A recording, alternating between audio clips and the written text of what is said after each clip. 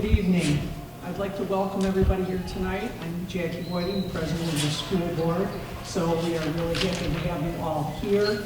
We will start our meeting with the Pledge of Allegiance first up. Thank you, guys.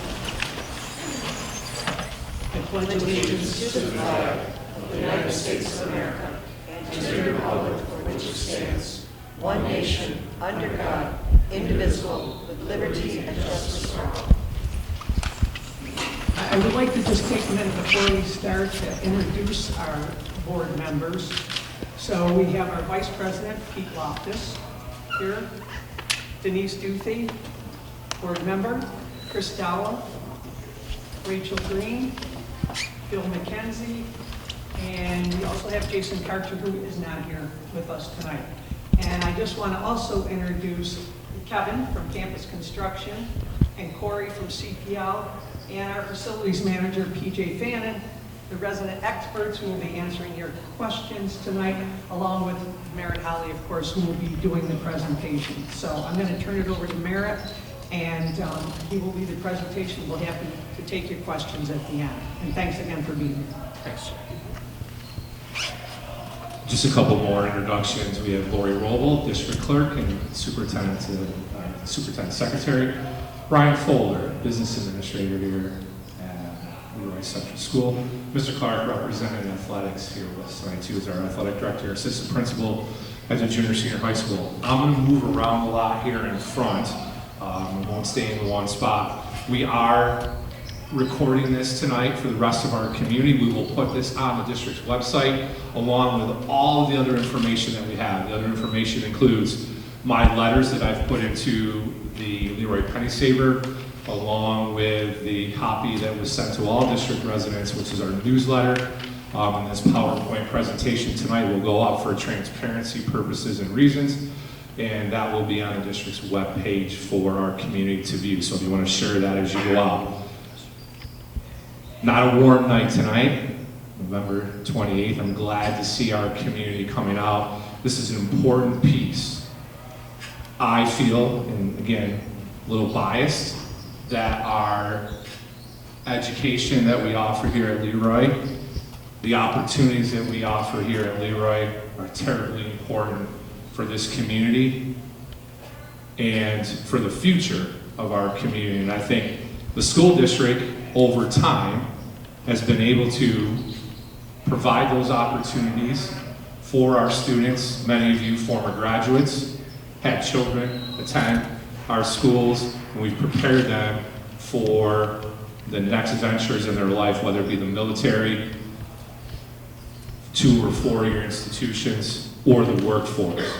And I think what goes a long way of that is good people, teachers, administrators, parents, but it also equals a good facility, and having a safe facility, but also a facility that will draw families into our community.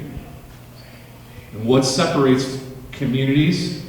Our facilities. Parents are looking what is out there that's different, and what can you provide my child or my children? And I think that's what we want to compete with when you look at our neighboring school districts, Western New York, the entire New York State, and maybe even nationally.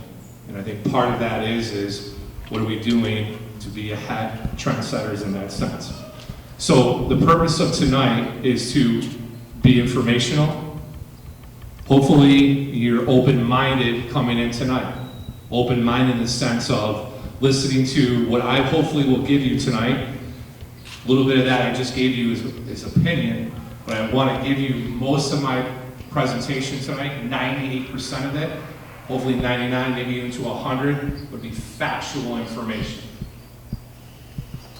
And some of the factual information and some of the predictors are maybe not what you're looking for or want to hear, and then we're going to open that up for questions that you have at the end.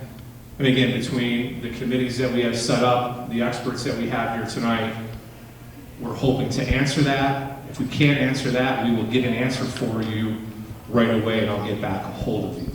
And that invitation is always open, right?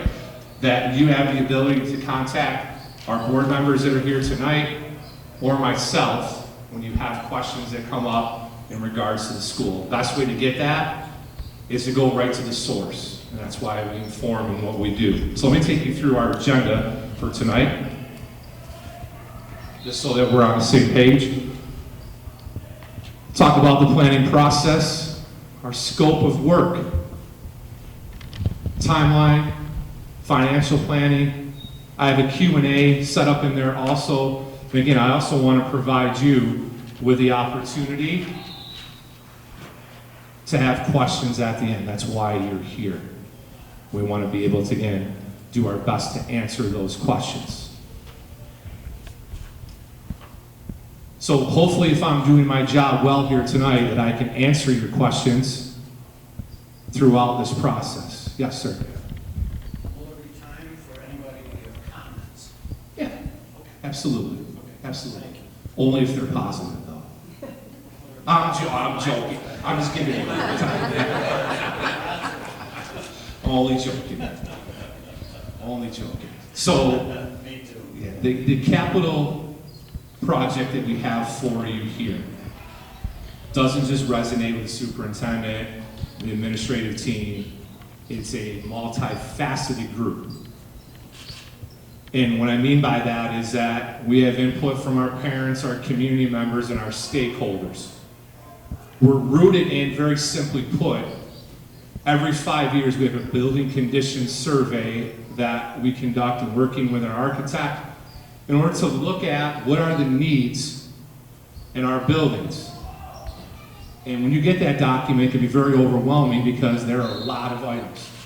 So what we do as a facilities committee, we take a look at those items, prioritize needs, identify what's there, and then we work with campus construction to provide estimates. And again, we're looking 3 to 4 to 5 years out, and the estimating these costs, and you know, as you're living right now, those change and can change drastically. So we rely heavily on our partners to do the best that they can with the information that they deal with in the marketplace that they do, to be able to provide us with the best information to move forward in our planning process to go. Why I've highlighted program at the bottom of that.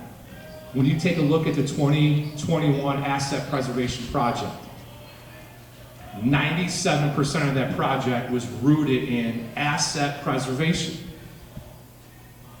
If you're a graduate of this building, before 2004, right, when you moved over to the other building, you know that this building, it's aging, right? And aging buildings come with costs, come with issues. Different than we deal with over at the junior senior high school. We're just reaching our 20-year plateau of that building. So those program and asset preservation in 21 was terribly important. We're trying to weave back in some program here that our families have asked for. And I'll talk about that in a little bit, but also, again, to preserve our assets that we have, which is our buildings. So let's talk about the Wolcott Street School here. And the Wolcott Street School, I'm going to the terminology I'm using for on that is the Wolcott building, the Trigon building that you're in here, and then the lab building makes up the entire Wolcott Street School Elementary. So I really want to get down and drill down to the lab building. What do I talk about when I mean by the lab building? The lab building includes, and you can read on there, in our complex, the cafeteria, the elementary, and the CSE, the Committee on Special Education offices, the kindergarten wing, and our nurse's office. So when I'm going to reference lab building, I want to give you a reference if you are not a graduate of this building or you're not familiar and have children in this building, you now know, and you can see from that picture of the aerial view of the area that we're talking about when we talk about the lab building.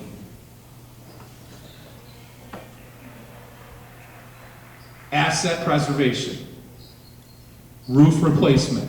The question you should be asking from that standpoint is that why the setup of the lap roof now? If you go back to 2021, the high school roof completed and finished. Go back to 2021, the Wilkett building, roof completed. The purpose and rationale is to try to make sure that in 30 years from now, the next superintendent standing up in front of you, the next Board of Education up here, that we're not looking and saying, why are we incurring roof costs for all of our campuses? We're attempting to space them out to control the replacement cycles and what we're doing. So that's why the strategic setup of what we have right now. Window replacements in the LAT building. The generator, which I'll show you a picture, move that away from the building, and for our, again, population that came and went here, that would be the old bus garage, which we use right now as our maintenance facility out here on this campus. Move that generator from where it's located back at the Wilkett building and move it out to that location. We're looking for a safety roof access ladder. We're also looking to reduce noise. Now, I'm going to cover the next two areas, which are going to cover a little bit more than just the LAT building. When I talk about the reduced noise in the small gym was the 2014-2017 Wright project, where we brought that gymnasium up, if you remember, from the below ground up to the ground level, and we've added the small gym. We're looking to reduce noise in our HVAC setup in that gymnasium. In our mechanical controls, we continue to knock those down in all three buildings on this campus so we can do a better job of controlling our heat and air conditioning in those spaces. So when you look at this, a very high percentage of the $5,147,930 are really tied up in roof replacement and window replacement. I want to throw a percentage on that. We're probably somewhere 93, 94%, if not higher when it's all said and done. Inside of the cost will be roof and windows. A couple other aerial shots. Top left-hand corner. There is the generator. Removing that, the curbing. We'll take a look at the gas train back there to see what can happen with that as part of the design piece of that. But the main crux of that is getting that generator out and moving that away. And you can imagine moving that schedule away from school day time so when that runs its test, it's not blowing exhaust fumes back inside the building, right? Move it away from the building and have that set up. The top right-hand corner gives you another view of the lab building. That's the main entrance part where we go in, and our students go in off the bus each day. Our parents pick up from that location. Again, you can see the office space to the right, and on the other side of the main entrance piece, here in this area, you can start to see the area of the kindergarten classrooms and working their way around. Extensive roof setup for lab, and then another whole conversation down the road for here in Trigon, in this building. Another aerial view, and this gives you, the last one here in the right-hand corner takes you down that glass hallway, which is, you can see it ending right there in the top left-hand corner where the generator one is. That's the top part of that roof looking out toward Wacka Creek, and again, connecting back to the Wilkett building. So, again, it gives you some perspective on where we're talking about with our roofs and our windows.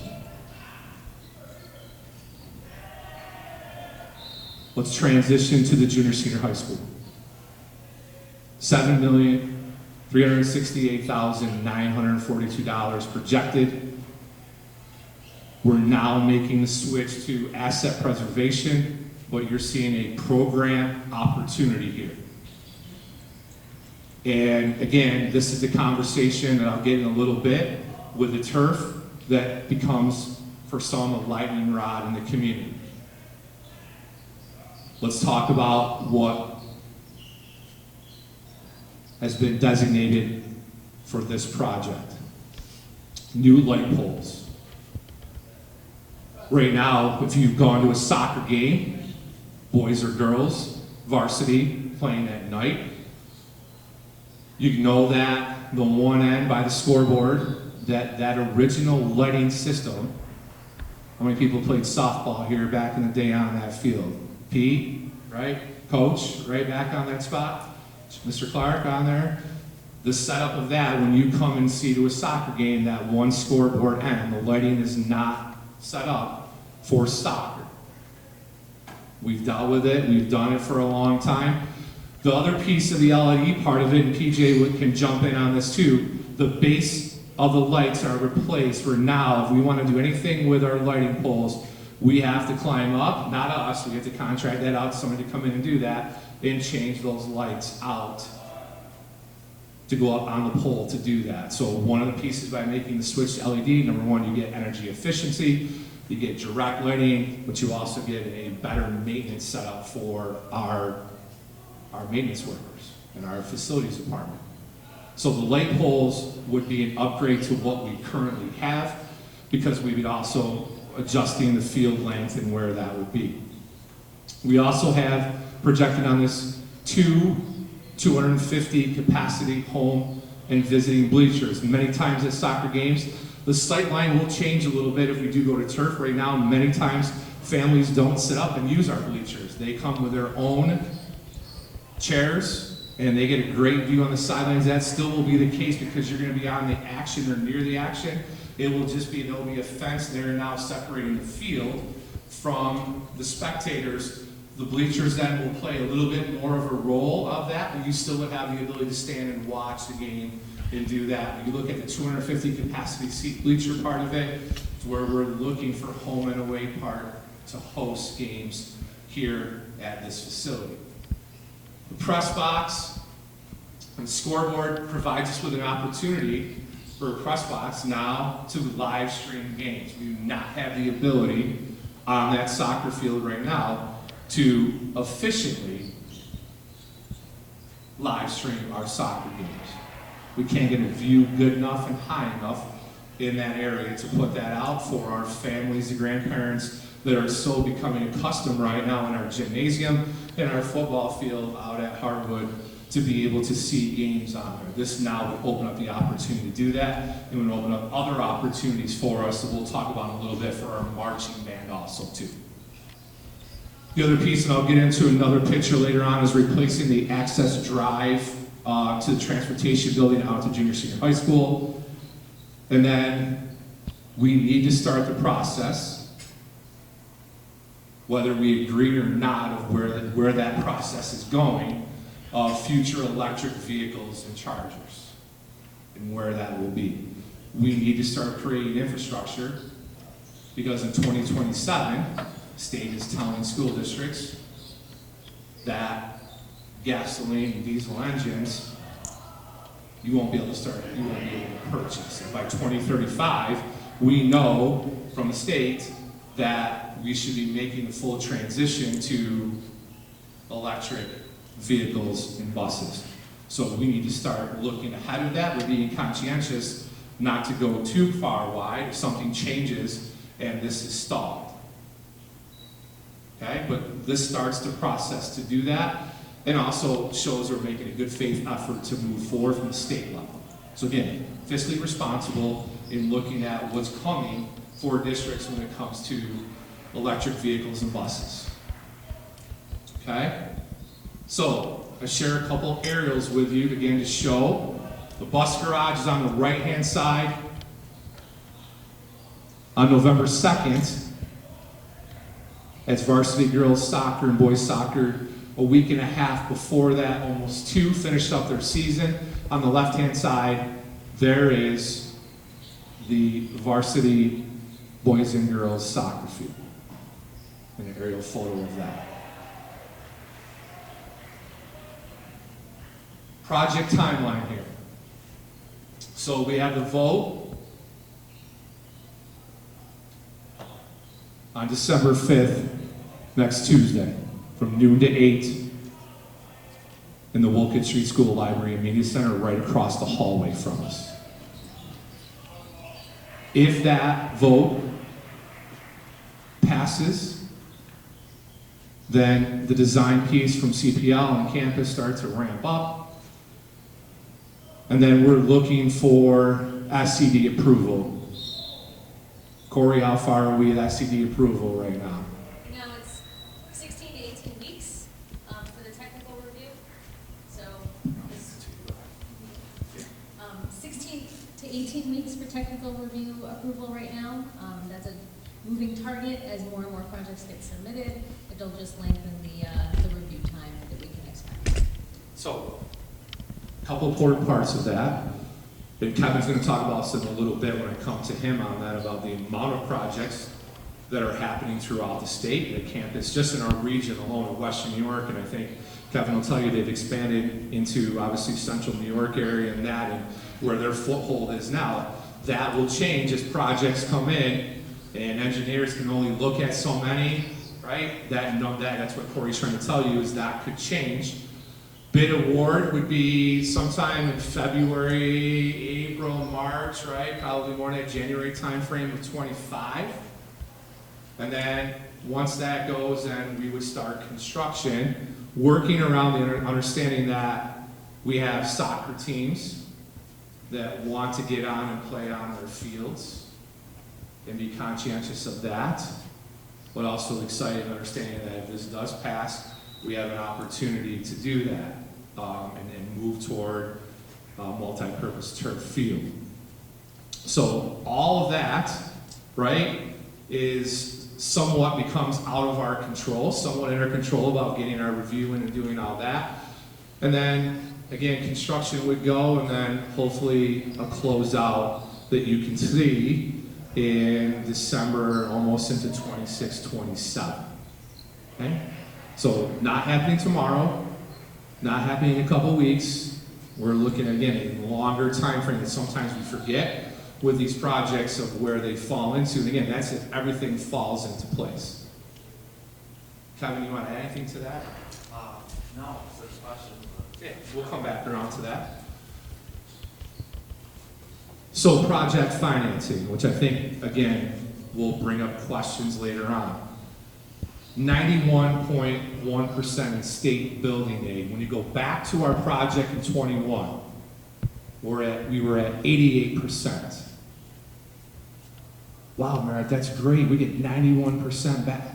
Really what that's telling you is that we're living in a poor community right now, and our number is high. Brian, the highest we can be is 95% for a school district. So that's great that we're able to secure that building aid back, but keep in mind, right, that that's an important piece of why our aid ratio is so high, is because of the multifaceted formula that the state would use to come back and put us at 91%. 8.9 in capital reserve fund, we'll talk a little bit about that, because I'm sure there'll be questions that will come from there. Will that exhaust our capital reserve fund? In 2019, the voters of LeRoy Central School District approved that we were allowed to have and create and start a capital reserve fund. We're also using that capital reserve fund in preparing for purchasing electric buses, again, try to lower that cost back for our community and what's going to happen. So that capital reserve is used for multi-areas that we have, and we will, as anything else, we work to always make sure that we work, like as you would at home, work to save when possible, and make sure that we add to that reserve to offset costs. Here's a perfect example of we're able to walk from this project here, from the state standpoint of what we're doing, that we're projecting right now that there will be no annual tax increase right now to our taxpayers for this project and where that's set up. So the lightning rod piece, the one I hear the most from not inside of our school, that I hear from outside of our school, is why do we need a multi-purpose turf field? Don't you get it? Why are you putting this up? This is the third time. Right? That's what I'm hearing. That's what Some of you may be questioning on where that is. Let me tell you why the facilities committee felt this was important to bring that back, to bring the program back.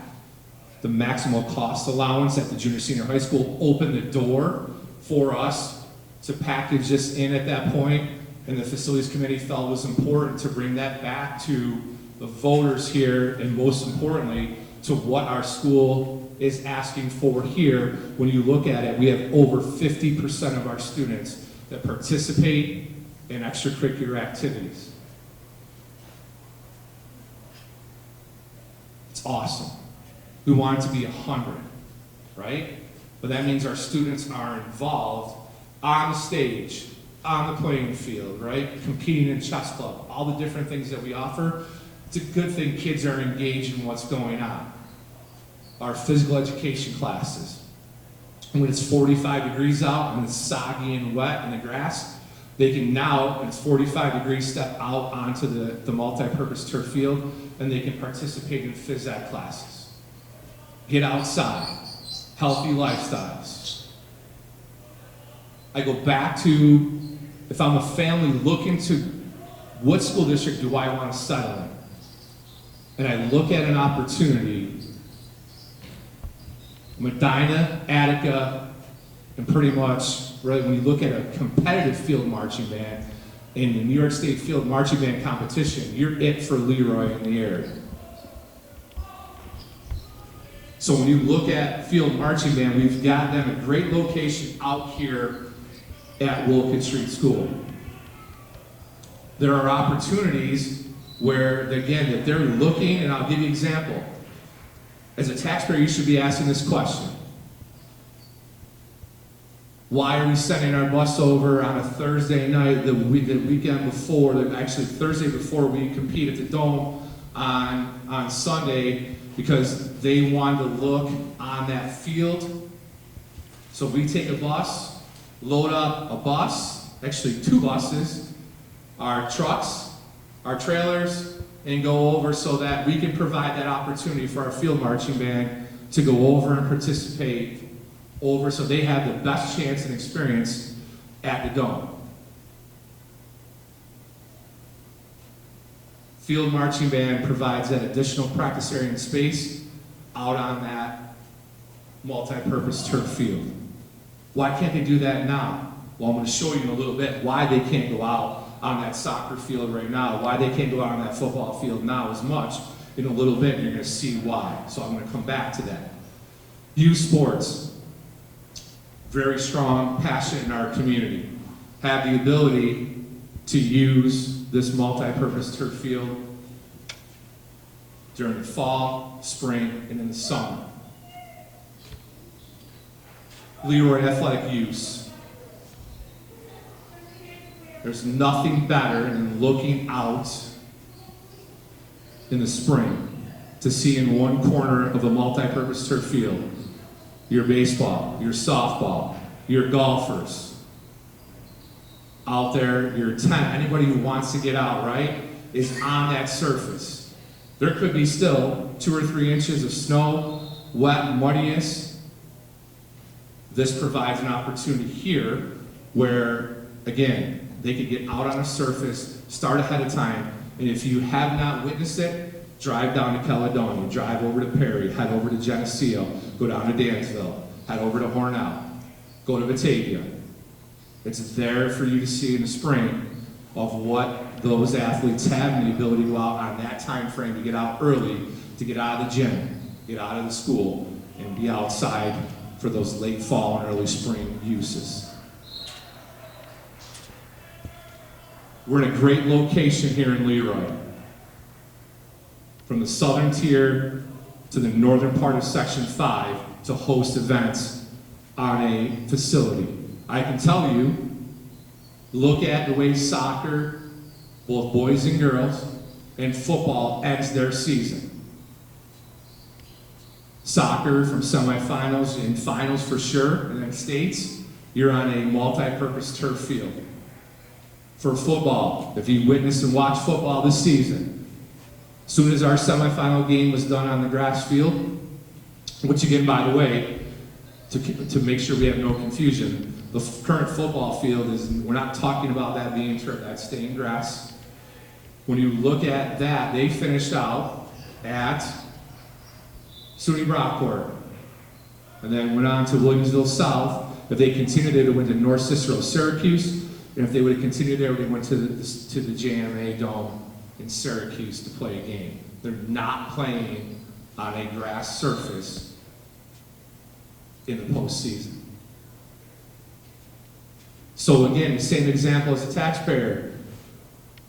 We sent our girls soccer team to Perry to practice as they prepare to play Haverling, who has both a grass field and a turf soccer field. Haverling elected to play their sectional soccer game on a multi-purpose turf field.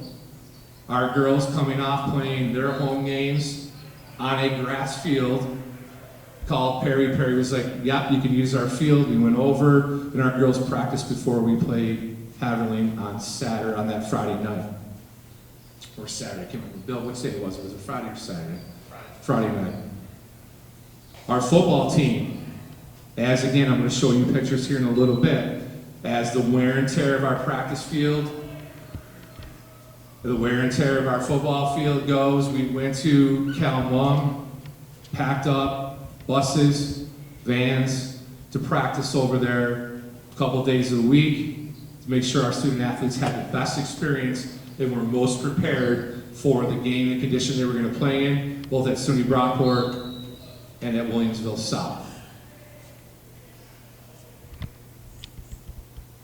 This is not a slight, and I tell PJ and Jim Cook on what they do. This is really a reality of where this field, when you think about it, soccer games on a Monday night could be home on a Wednesday, on a Thursday and Saturday. Could be up to 4 games, varsity, in a week on this surface. We do our darndest that we can to make sure that that facility is set to go, to be ready, playable for our students. But if you don't know, I'm going to help at least try to say this. That field and the setup that goes as the season goes along, with the resources that we have, that field, wear and tear, weather, it starts to impact what's going on. If you're making comparisons to NFL stadiums and to Division I college grass fields, then you're making a comparison that's unfair. Because the resources that those stadiums have, from workers to sod farms to lighting, is not comparable to what we have here at LeRoy Central School District. And again, if you're comparing those to that, that is an unfair comparison. It's not a reality of where that is.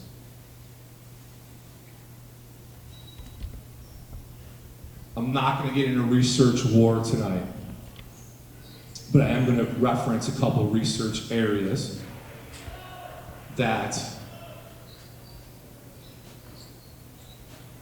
I've pulled out and used. I will say this, that we could sit here and go tit for tat about research of injuries here and injuries on another, crumb rubber testing and all that. I'm going to share with you what I have.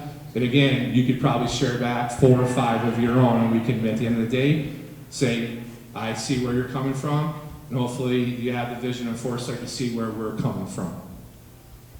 But the research in the Northeast, especially in high schools, is clear.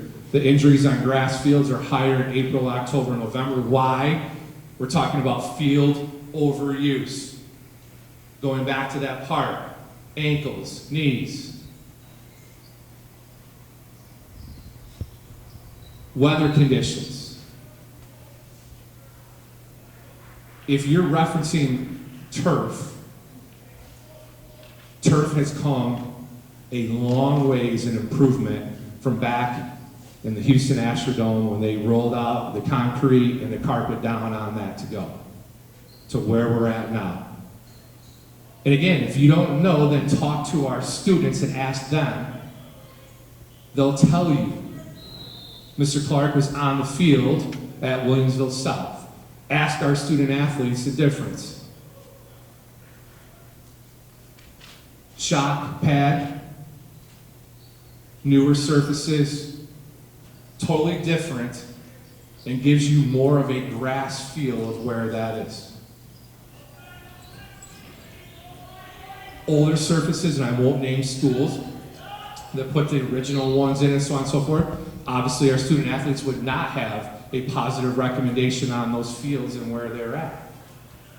But looking at new surfaces and where this one would be for our student athletes, again, vast improvement. And again, the setup of that is for a better feel for students and giving them a grass-like feel on that multi-purpose turf field. We can talk about ad nauseum, what are the health implications from chrome rubber? But it's also used in a variety of toys and so on and so forth, and you can read up there, I won't read that for you. You look at the hundreds of tests that have been done and studies that have been done.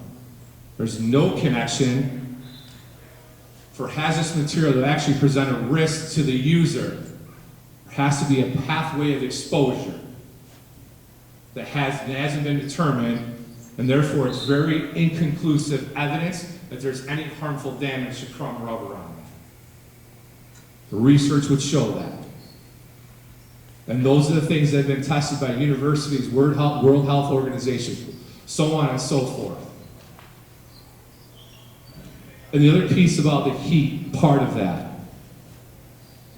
we have specific guidelines that are set and mandated, and Mr. Clark knows very well as an athletic director and our coaches. Our heat index, our wet ball that PJ Fannin, facility department, provide our athletic director, our trainer to go out. We know real field temp in what's going on, right? It happens in our gymnasiums. We've had to push back starts of games to a later on in the evening so that we have those gyms to cool off.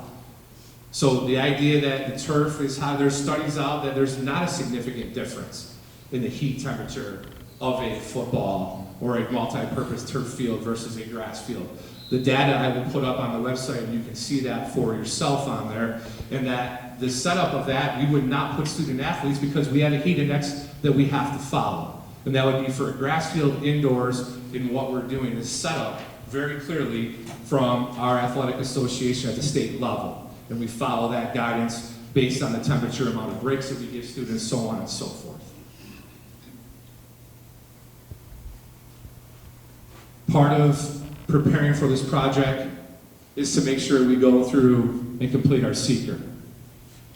And again, I'll let you read, I don't need to go over that, but you can see that project based of what we're looking at, it will not result in a significant impact to the environment. And the Board of Education approved that seeker, which is, again, if you want to see that in detail, back on the district's webpage. LeRoy has posted it under October 24th, 2023 minutes. The seeker is included on that. We had 6 board members in attendance that night, and that was approved 6-0. So I'll give you a second just to take a look at the seeker part.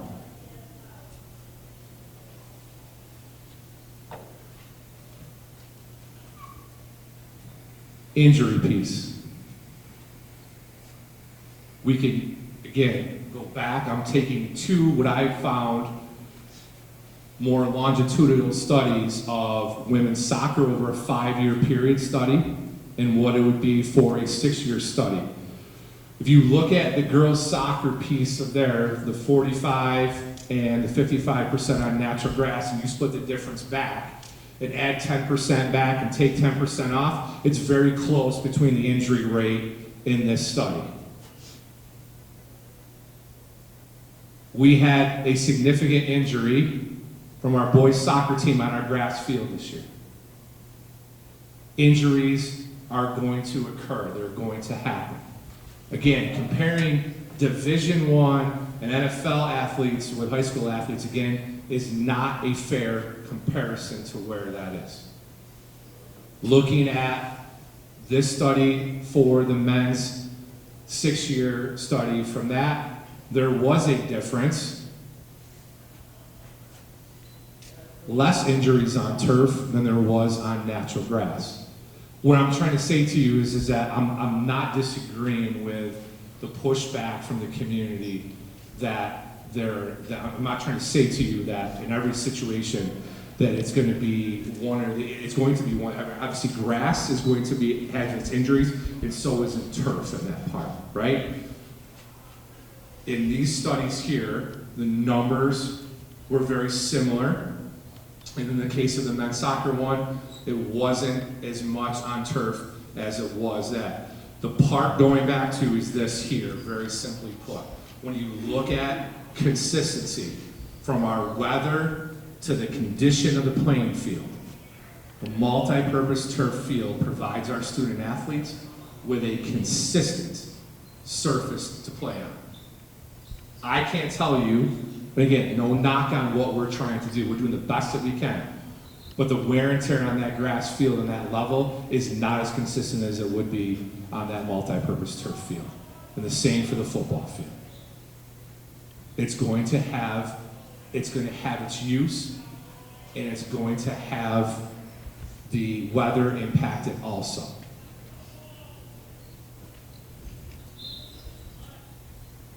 We've talked about this already with the pie chart.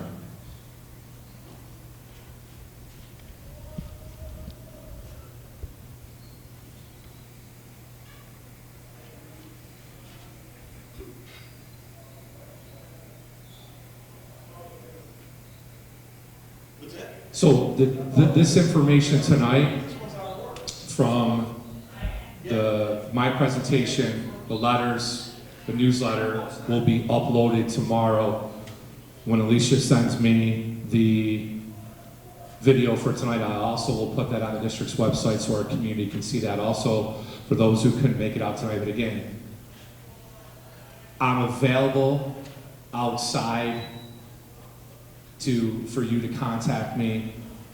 I'm here to listen to your concerns, to try to understand where your concerns are coming in. But at least the information is up for our community to see. So we're here next Tuesday, right here across the hall at the Wilkes Street School Library and Media Center from noon until 8.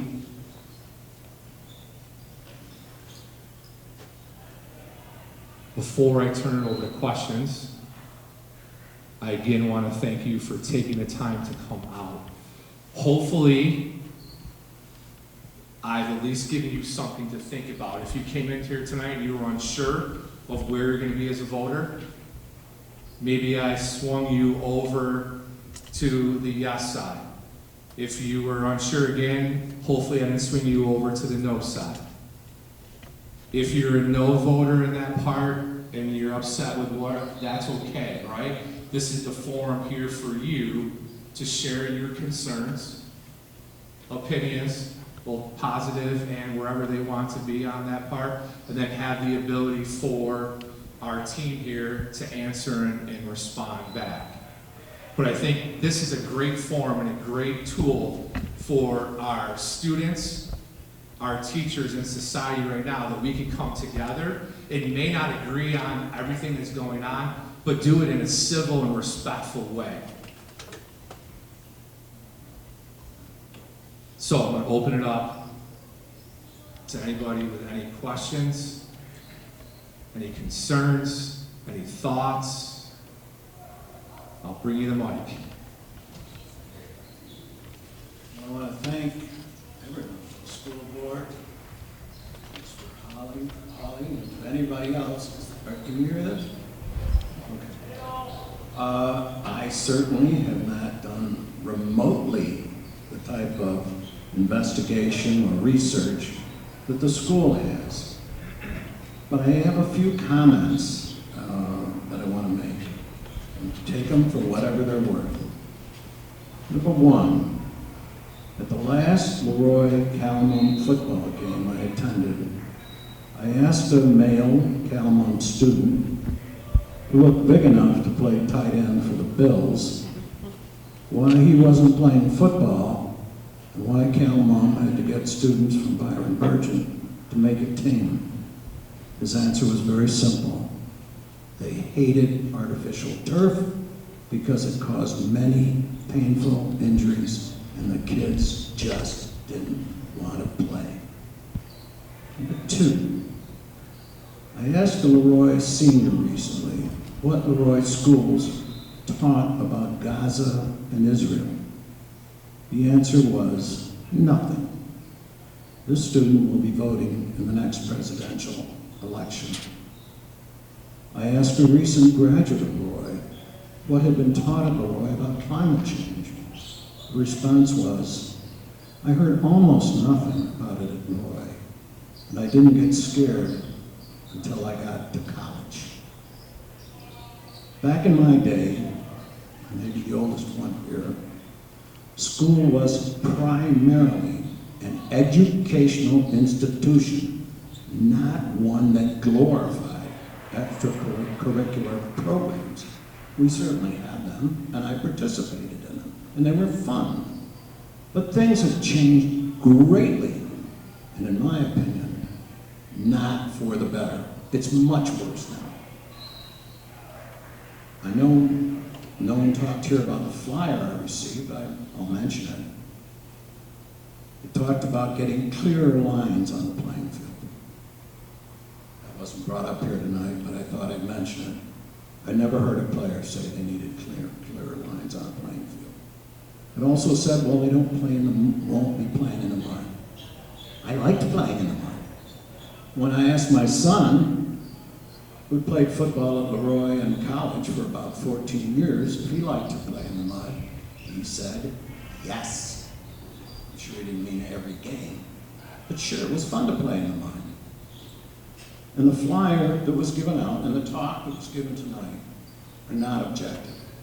They're instead sales pitches, which I feel, to some degree, insult the voters. They're a sales pitch.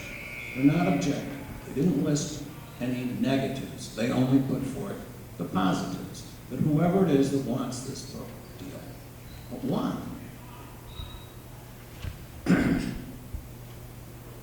What I saw, at least on, what do they call it? I never look at it, but somebody in my family has it that's on computers. Sorry, I'm getting old. Whatever it is. I saw a whole lot of articles that showed how dangerous, how environmentally dangerous these fields are. You gotta pay attention to that if you're an educated person. You can't blow it off. You talk about all kinds of environmental issues and problems. They're important. We're constantly blowing them off in our culture. I mean, I'm not listed this, but I'm at it. How many miles, how many tons of gas are spent going to sectional games all over the place? They didn't have sectionals when I was here. I went to Bath. It's a long way to Bath to watch a sectional game. I went to Williamsville to watch a Section 5, Section 6 game. Buses go full of kids. If you have any knowledge of climate change, which apparently nobody seems to, you'd certainly wonder what the hell is going on.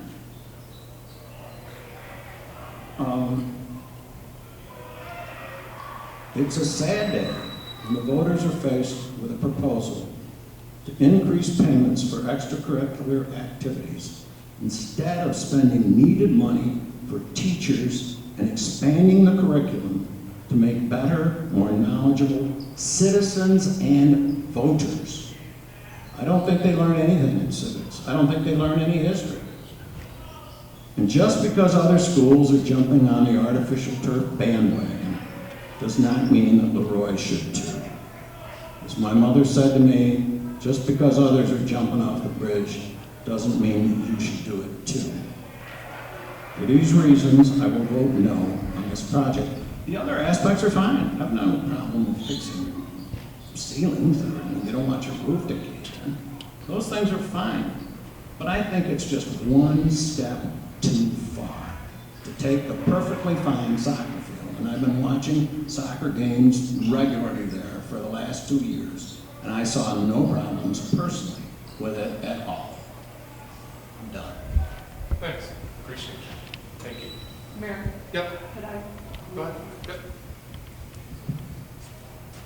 I just, Bob, would like to respond to your comment on academics. I can't say specifically about the climate control or Israel war comment, but I would just like to say that this district has always been extremely proud of how we prepare our students to move on post their LeRoy career, whether it be they get an excellent job in employment or acceptance to a 2-year college or 4-year university.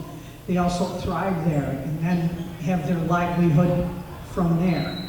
And, you know, our data and statistics prove that out. So I guess I would take a little exception to your comment about that. You know, and as far as the turf grass, there's always going to be that argument, I guess. But, you know, I'll defend our academics and our admin team and the faculty and staff and what they're doing to the end. So.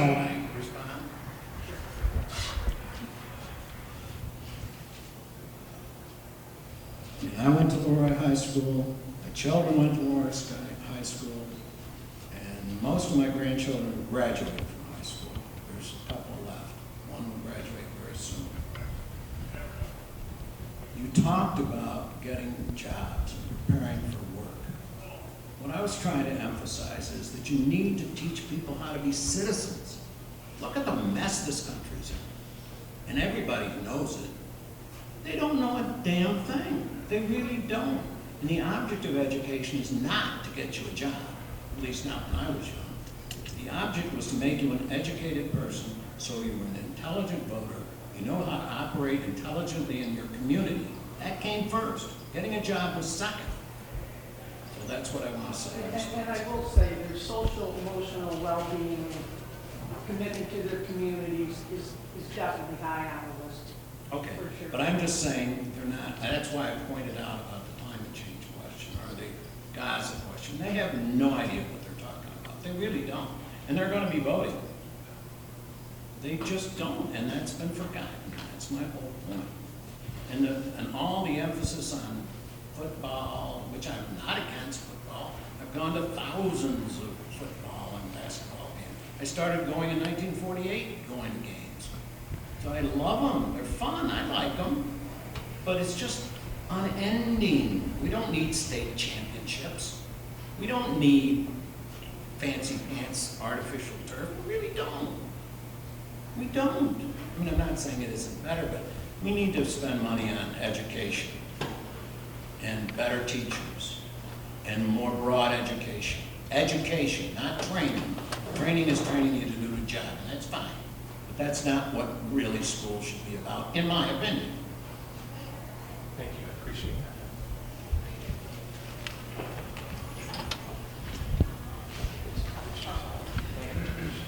I just wanted to say, I really feel as though you've glossed over the potential destructive environmental consequences of the AstroTurf field. I have zero problem with the other repairs. I have zero problem even I have zero problem even with bleachers, lights, even an upgrade to the field of maybe a natural grass turf upgrade or something. I do have problems though with this glossing over the destructive environmental consequences. They're big, and I would urge everyone, there's multiple layers of things to talk about, too much to get into here tonight. But I would urge you all to please go and do research about this. Many communities in this country right now are putting moratoriums on these AstroTurf fields or they're banning them entirely. Many communities like Boston, for instance, has banned these astroturf fields. Lots of other communities putting moratoriums on them while studies are done, because we're finding that, it's obvious when you tear up a natural green space. My perspective here, I didn't grow up in LeRoy. I didn't go to LeRoy High School. And as most people here did, when my husband and I were looking to buy a house here, one of the things that drew us here to the community and made us decide to settle here was the beautiful, pristine environment, the wildlife, the waterways, the wooded areas. And you talk about drawing new families here, but I really don't think an astroturf field is going to draw anybody new to a community. Right now, the trend is more toward, building green spaces and improving the environment, not tearing them down. It takes thousands of years to develop healthy topsoil, and you're talking about tearing it up. I'd like to know, you talked about some sort of, I can't remember, something that the board looked at in terms of environment. Was there a comprehensive environmental study done? I sort of doubt it. But if there was, where can I look at this? Do the neighbors around the area understand that this is going to be, that this will affect the temperature? You glossed over that, but these fields are known to become heat islands, in addition to becoming in the summer, very hot, because it's basically like absorbing the heat. It's not like grass that can cool it, or even soil. Maintenance, we're talking about you are going to have to use chemicals to clean the bacteria, things that would break down naturally in healthy normal soil. Normal topsoil would break down bacteria, mold, biohazards, things like blood, spit, things that are going to occur on the field. Animals walking across it, urinating, things like this are going to get absorbed by the field. It requires a lot of chemicals to clean it. It requires special equipment to clean it. You have to demagnetize it. There are problems with static electricity.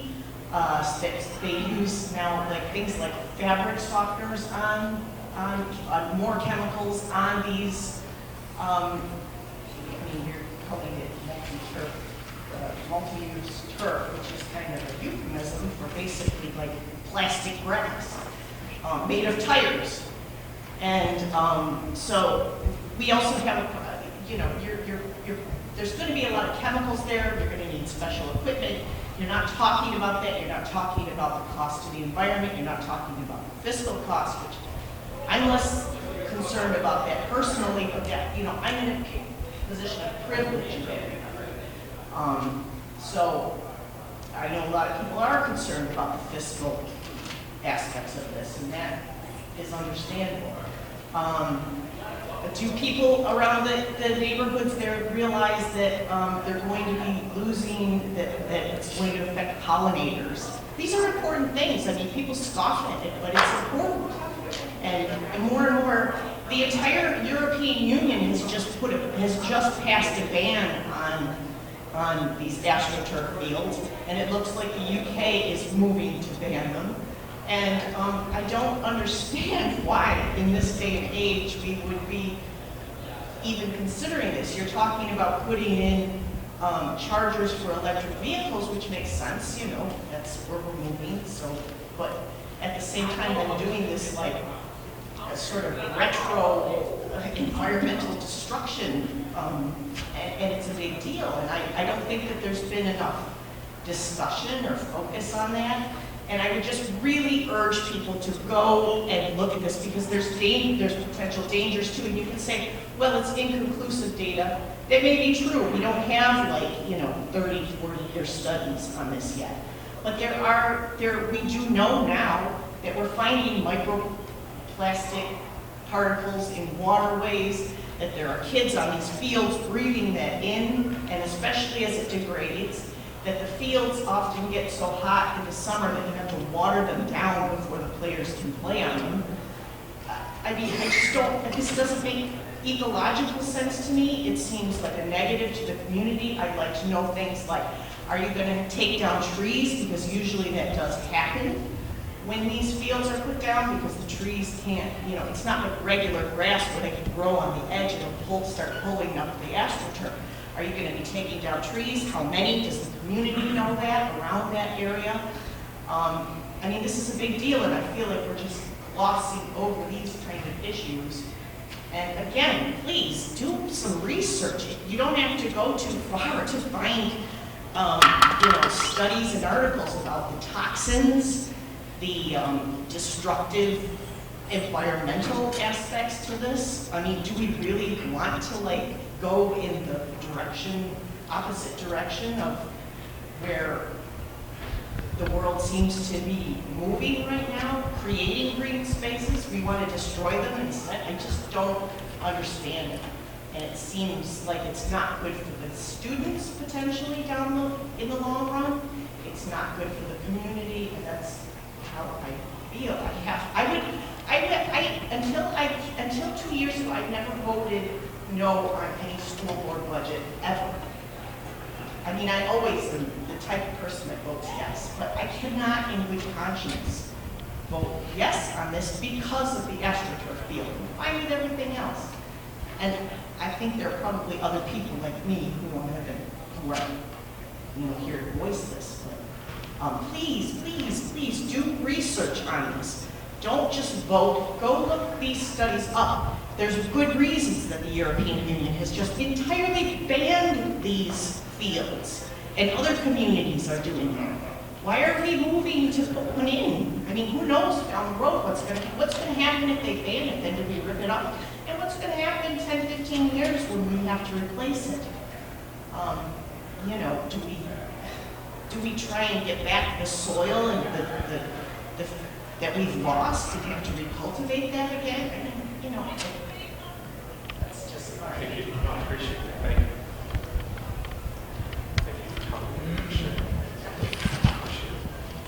I do want to comment on the green space piece, and I appreciate you bringing that up.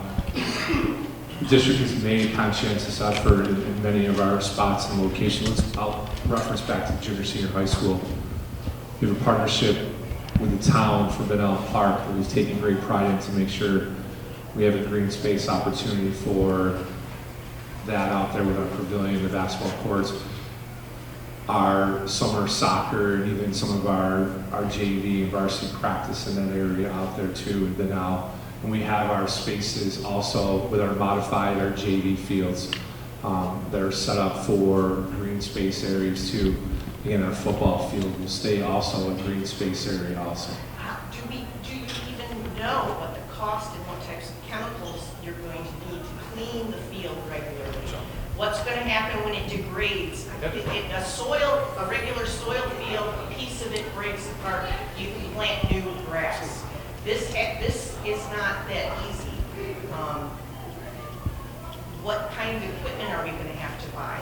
How many chemicals are we pumping in? Has there been an environmental study to see about these microplastics? What is it going to do to the creek as the water goes off the field into that? What's it going to do to the wildlife around here, to eagles, to things like that? I mean, there's a lot of big issues to consider here. The world is moving in the other direction. Why are we moving back to the days of wood panel? I don't get it. Fake wood panel.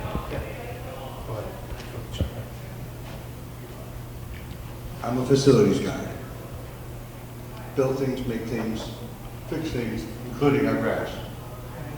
Maintain those in every way we can. What about a less expensive new, a new field that's what's it called? Down here.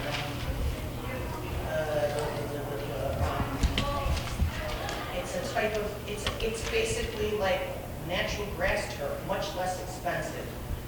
That's kind of, I can't remember what they call it.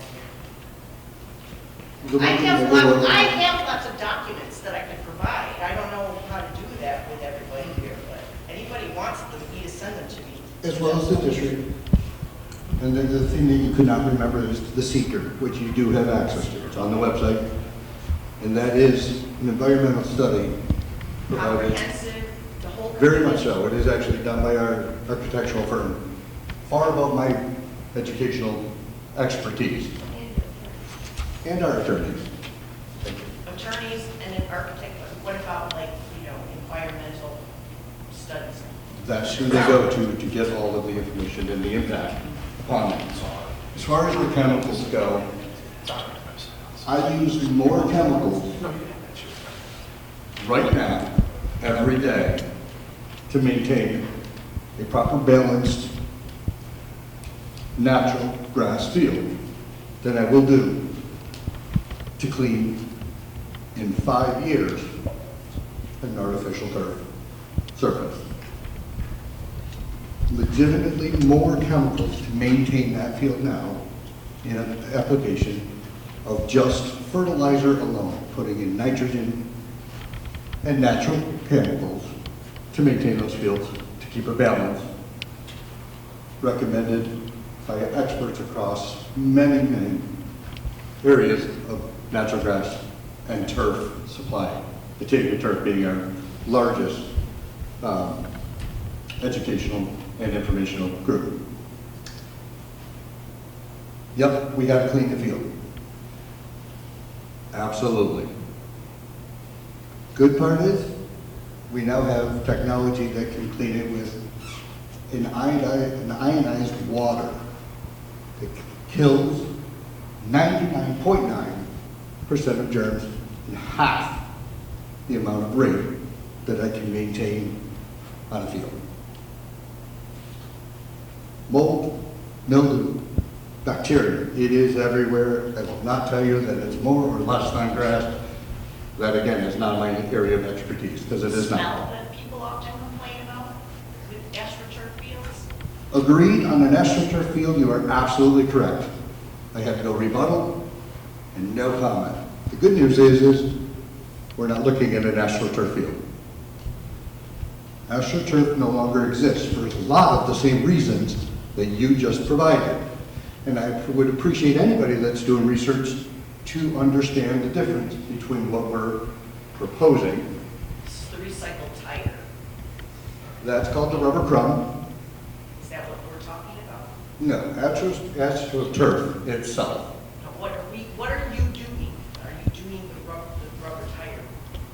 Is that what you're promoting? It's called the rubber crumb surface. Basically, it is bits of rubber to minimize the impact on any athlete that's running. Very similar to our track, that we have a coated, no longer do we run on pure cinders, which is what we had here, and then there was other tracks that were just asphalt.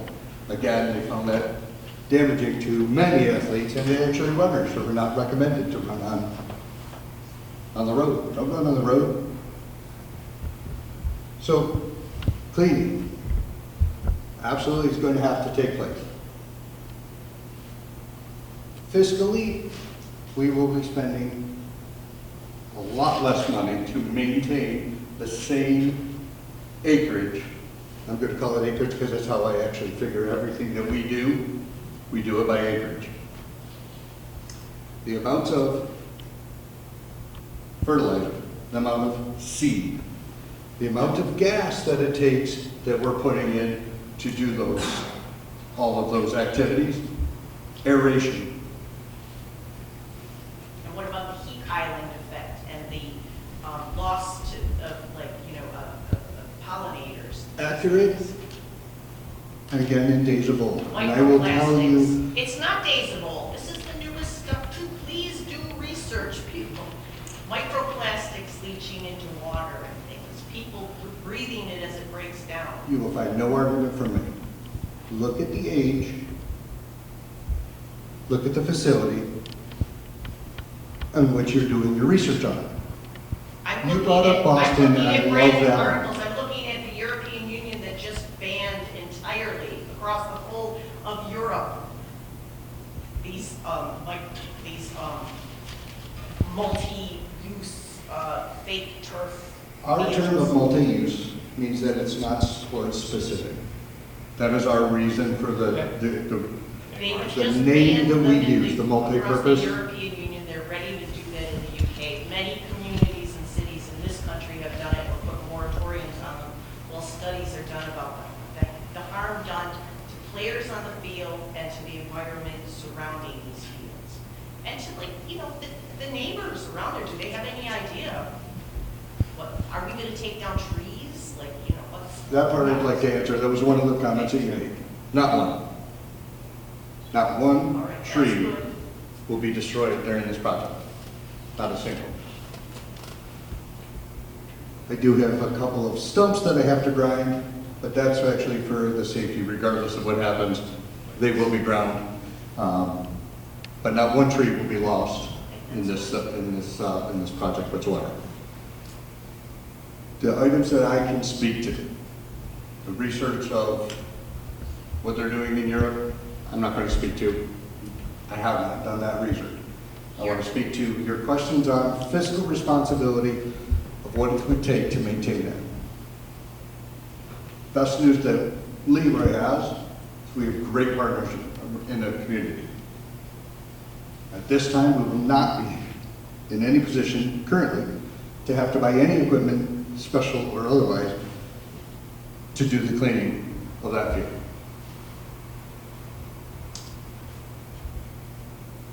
Labor, fuel, both diesel and gas, and the chemicals that we currently purchase, as well as the seed that we purchase. The budget is clear for you to look at what it takes. It's expensive. Grass seed, it's expensive. We use it weekly during most seasons. Spring, summer, and fall. Obviously, we don't put grass seed in the winter, but we maintain them. We actually take samples throughout, give those to preferred seed, and they help us so we can be prepared. But what you saw on that field, that brown, it's a bad for the grass called red thread. It's not bad for us. Can be. You're overexposed. We don't have that kind of volume to do anything. But it does kill the grass. How do you kill the grass? With red thread. What causes red thread? We had a drought. To combat the drought, we added water. When we add water, and when can I water? When I have labor. When do I have labor? All day. I put that water down. That water burns, creates steam, burns off the grass, starves it for nitrogen, which means now I have to fertilize, and then an over nitrogenized earth is now going to deliver the perfect growing ground for this red thread, which is going to in turn kill my grass. Okay, so I get a vicious cycle that we chase, but that's okay, and we continue to as much as humanly possible to deliver the best possible service. Rain, you can't control it. A soft surface is a soft surface. I was not a football player. I was too small, couldn't do it. Loved soccer, wasn't very good. But here's the thing. It didn't seem to matter whether I played in the mud, in the dusty dirt, or in a nice plush grass field. I had friends, and myself as well, had injuries. They're going to happen. Like what Mary said, they're going to happen. I promise you. It's unfortunate. We don't want them, but they're going to. You can get actual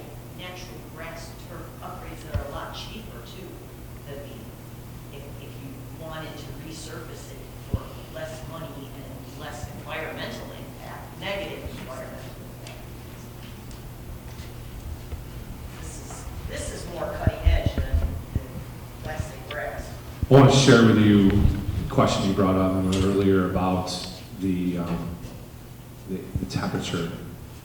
So the study I have in front of me here was collected in Connecticut, and the time of the day at noon, the ambient temperature was 100 degrees Fahrenheit. Natural grass, the air temperature 2 feet above that surface was 99 degrees. 5 feet above that surface on natural grass, it was 101. On the synthetic turf field, again, temperature outside 101 at noon, it was 103, 2 feet above that surface. So it was warmer on that part, but though as you went up 5 feet, the temperature dropped to be the same temp on the grass field. At 1:30, temperature got to 102. The grass field at 2 feet above the surface, 101 degrees. 102, 5 feet above that grass field surface. Again, at 1:30, that temp was at 103 on that synthetic turf field. And again, was at 101, 5 feet above. So as you got higher up off of that surface, the idea of it being a heated or a heat blanket moving up is not the case according to this study. Not just one study. Right, that's we could sit here until, I have total respect to you on that part. We could be here at 11:30 at night with tit for tat on studies. Yeah, me neither, but I just wanted to give you examples. I thought this was interesting when we talked about heat temperature of that part. As you moved up the synthetic turf field back to 5 feet above, the temperature actually got lower. As you were lower near the surface where it was radiating heat, it was higher. But as you moved up, it was not. Very interesting. Anybody else with a comments, thoughts? From that? Thank you. I got a real quick comment, and then actually I have a question from Representative from Campus Construction. I actually worked in the environmental remediation industry for 16 years now, so I know what she's saying, and you don't want to know what I have to wear to work every day, just so I can make it to retirement. But my question real quick is, for the representative from Campus Construction, is do you know how many pounds of infill per square foot you're going to be placing on the turf field? And then how often does that infill need to be replaced and at what cost?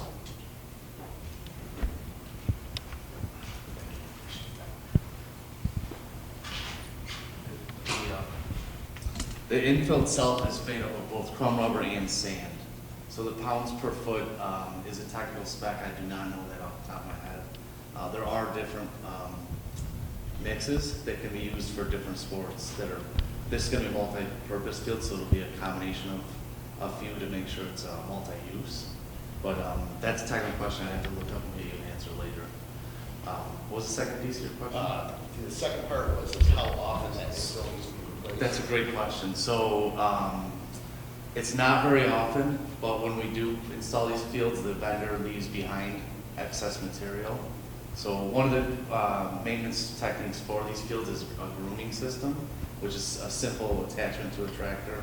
It's a pull behind.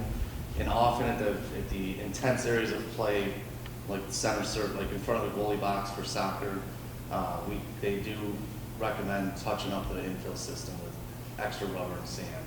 It's very limited. It's usually not that big of a maintenance hassle, but it does exist. Thank you. How long does it, how long usually you have to tear it up and then what happens? It's a good question.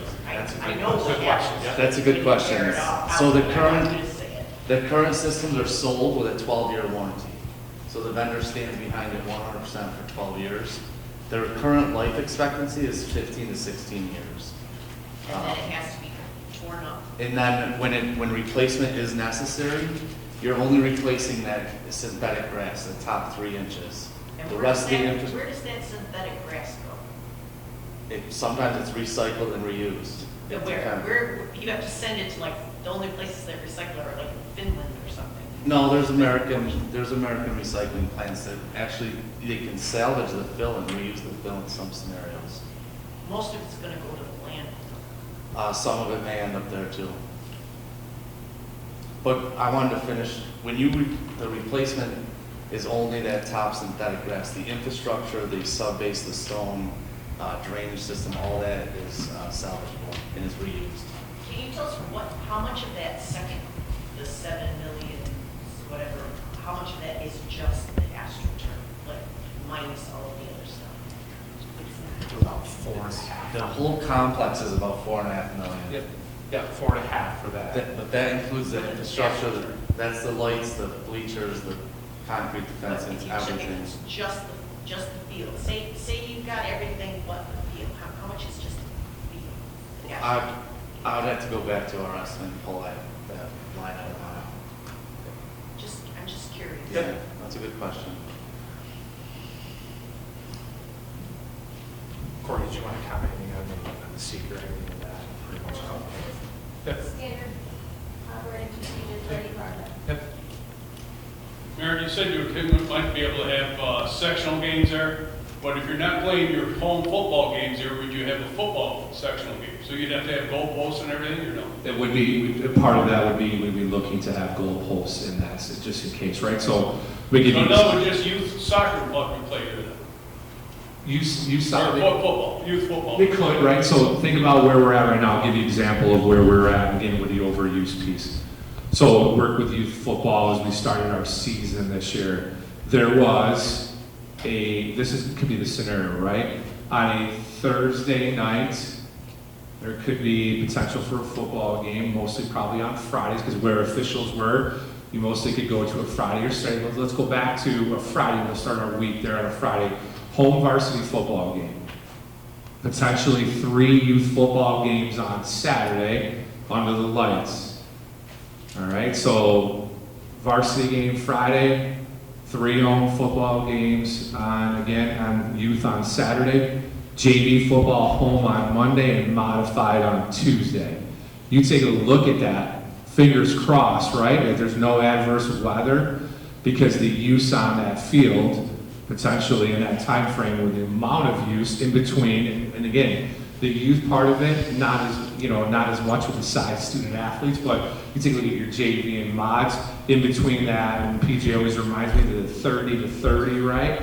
That area takes a beating in that middle section of the field and where that is.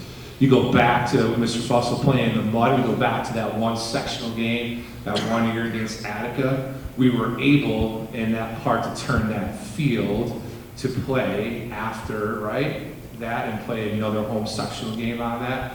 But again, going back to that field stays grass, but it provides us with other options of flexibility where, again, we don't have to send the bus over to practice to go. And again, it does provide opportunities for our students that we would do all the time. So hopefully that answered your question. When you look at it, in a time frame of a Friday, 1 home football game, 3 youth games, a Monday JV game, Tuesday mod game, we could be right back at it. Coach Barbeau will tell you when he first came on for ED in that part, he had to manage of trying to figure that schedule. Mr. Clark in the same boat with that. You want anything to part schedule? I think it's pretty cut and dry, right?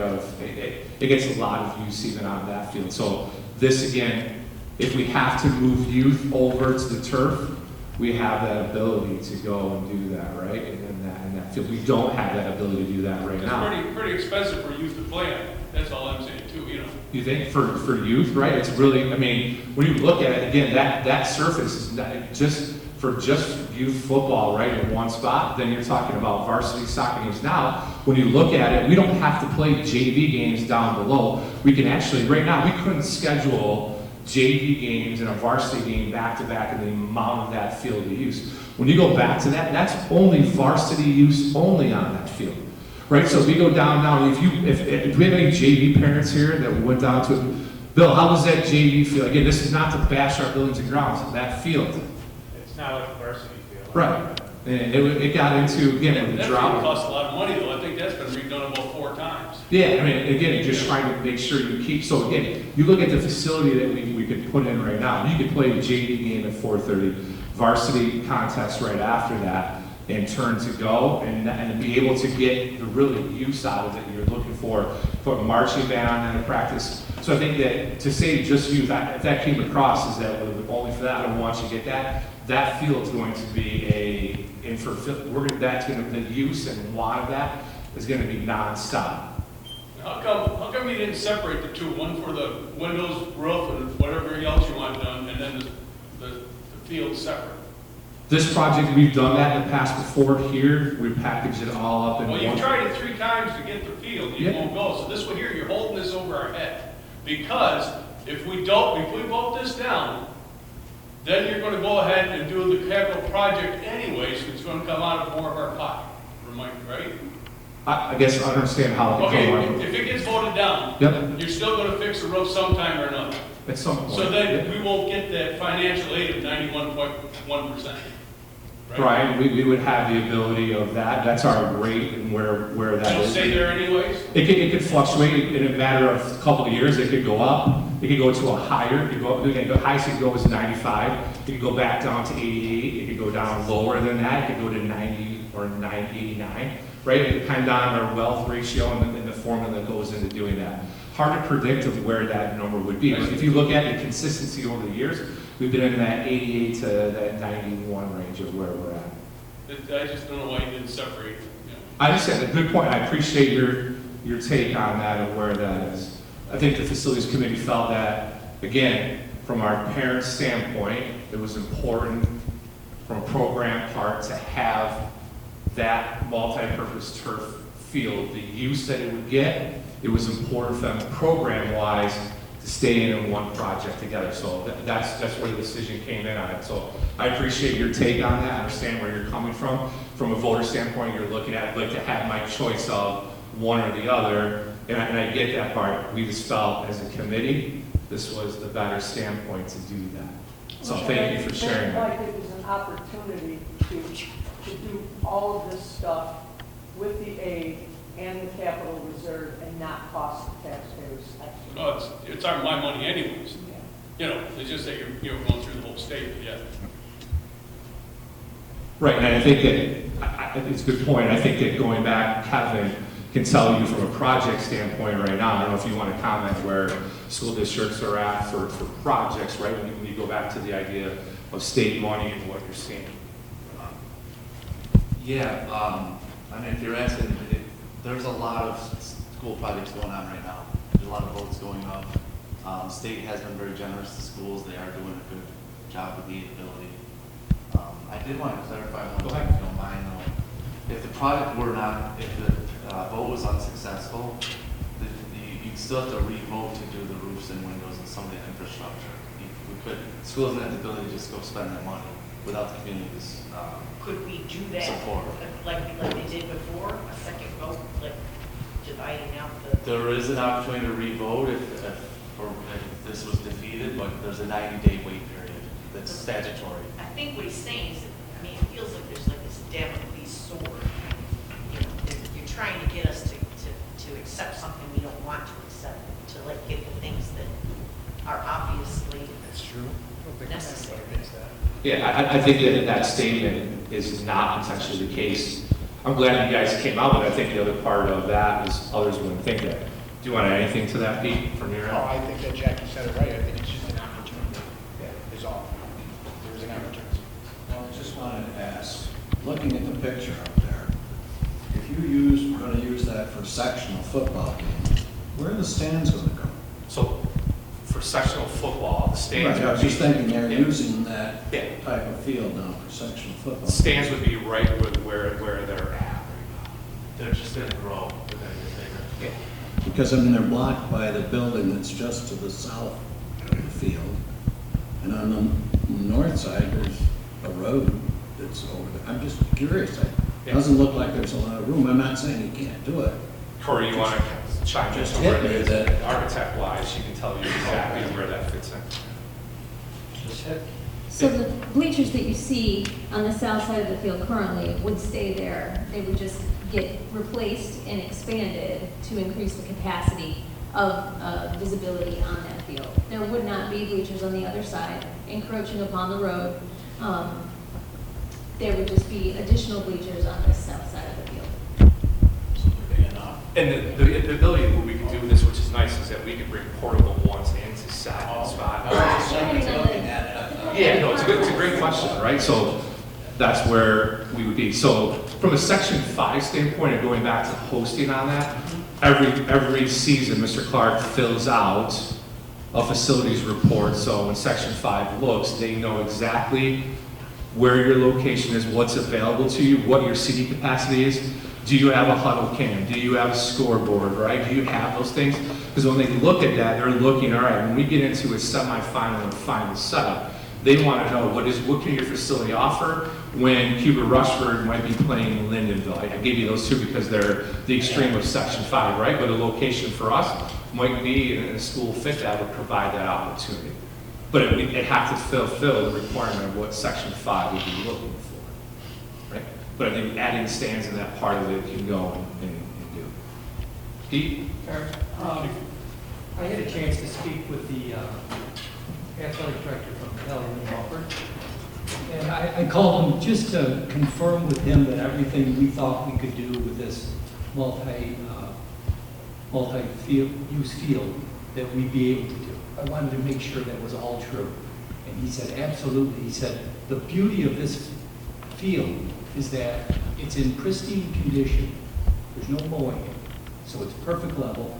The lines are clear and drawn and painted all the time, so that when the modified team is on there, they're on a field that is as good as the varsity's using on Friday night, soccer team. All of the youth football is on a field that's ready to go. If it rains all week and PJ can't get the mowers out, and you know you're playing on a soccer field with high grass, you just can't help that sometimes. The field is always pristine condition, always ready to go. And the point he made was, we use that field all the time.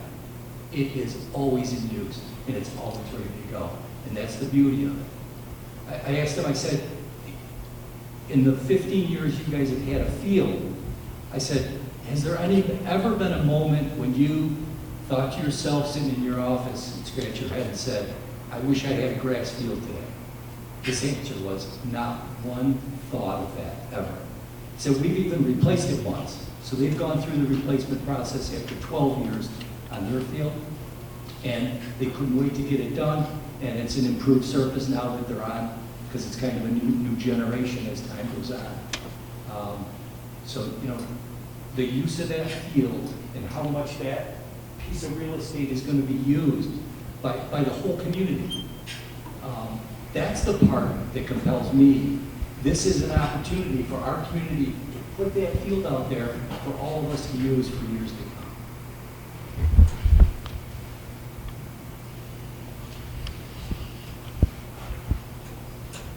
Anybody else? Any last questions? Yeah, I got a question. Go ahead. Going back to the timeline for construction, can you tell me when you break ground to the time the field to be played on? What are we looking at for months? I was going to go back to that timeline, so it was up for us. Complex of that size, we would schedule 5 to 6 months. It's a little weather contingent because it's site work. So 6 months would be on the longer side. They can be done in 5. There's not a lot of infrastructure around that. So if ground is broke in April, we can still get in the fall 2025 season? You probably not the start of the season. You might be able to schedule for the second half. That's if everything goes well, though. Right. So we've got both options on the table. We haven't solidified that decision. We could either break ground in the spring of 25 and maybe salvage a couple games at the end of the fall season, or we wait till the fall of 25 when the season's over. We break ground, we get as much done before weather hits, and then finish it the following summer. And then you don't disrupt your program at all. So those options will be presented and studied for district's preference. Any last questions, comments? I want to go back to where we started. It's 7:35, my poor eyesight is seeing well back there. you've taken time to come out. Going back to what Mr. Fussell said earlier, we could have an academic conversation later about where it is, because I disagree with a couple things on where it is. But I think your point about coming in, critical democratic thinkers, right, to be able to come in, share opinions and thoughts, walk out, feel like you're heard. I hope that you feel that way today to do that part. And I think it generates good conversation today. People are afraid to have that dialogue, and they do it on social media instead of doing it in a forum. Like, this is good to get back to this part, to see a name and face and be able to talk and go through issues and concerns from a variety of cross boards. That's a good thing, because I think when you talk about society, that's one of the areas that I would agree with you on, that we got to do better on, is getting back to sharing our opinions, respecting opinions, and going. The democratic process will take place on next Tuesday. It will take place, as it has on our budget votes and our previous capital project one. The democratic process will come in, and decision on Tuesday night, when we get the votes tallied and communicated out, we'll put that out to our community from there. And that will, again, set the tone of where our community feels about what the facilities committee, our board, and our school has a want to preserve our assets, which is our buildings, but provide programmatic opportunities for our students from a variety of different ways. I want to say that the conversation has been skewed a lot on athletics. We're forgetting about the phys ed opportunities, the daily use of that. We're missing the opportunities that we're proud of having a marching band, a competitive field marching band that has an opportunity where down the road could they potentially host a small school setup instead of traveling to Orchard Park and to Arundecoy in those areas and out to Corning, right? To host here a small school setup would be a great opportunity for them to do that. And I think that the one thing I will disagree in that part, I think our extracurricular offerings work hand in hand inside the classroom to motivate students to want to do well, to participate outside. And it's there, they know it, ask them, they'll tell you that. And I think that the other parts of where that goes leads to creating a great school and a proud part of our community is what we're hoping to do. I'm available afterwards if you want to chat to go, but I thank you for coming out and taking the time tonight. Any last questions? One last mic call for anybody who would like to have it. Thank you guys for coming, appreciate it.